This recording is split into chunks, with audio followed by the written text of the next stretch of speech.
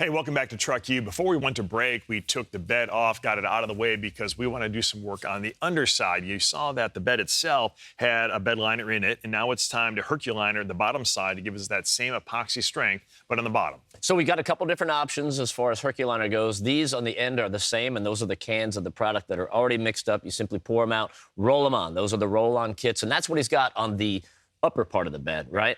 Now, this is the spray-on kit with the epoxy coating on that, and we have to do a little bit of mixing, but everything is here in the kit with the roller.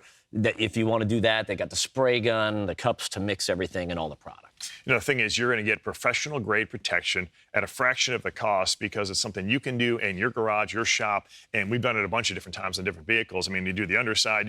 We've actually seen people paint the entire vehicle with it, right? I mean, it's a cool look if that's what you're into, but to get the highest level of scratch, chemical, and impact resistance, go with the Professional series. Let's start mixing this up.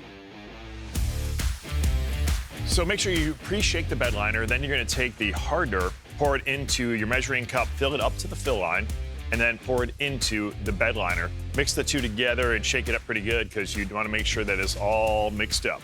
It's very important to do the mixing correctly, and it's very important to have this surface clean. So that's why I got on the underside of the bed and scuffed it all down, which was a little bit messier in some places, not gonna lie to you. The other thing that we did was tape everything off good because there's some areas where we don't want to get any of the product on. Then after all that was done, I just wiped it all down with a cleaner and got all the dust and everything out of the way. So now we have a good clean surface for the Herculiner to stick to. And remember, the reason that we're using this and the reason that we're doing the spraying, one of the things we like, it's a good, strong epoxy one-layer coverage.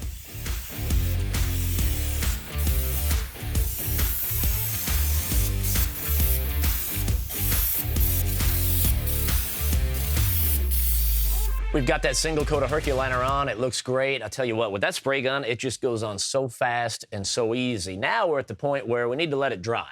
It's actually dry in 4 hours, and that's cool. After 12 hours, it's ready for light duty, but we're not going to mess around with that because after 24 hours, it's fully cured and it's ready to take a beating. So we're going to go ahead and leave this here for a little while, let it dry out, and we can move on to the next project. But the funny thing is, right now, as I'm looking at it, this bed looks so much better from down here than it does from the sides, but that's all right. It's all part of the plan.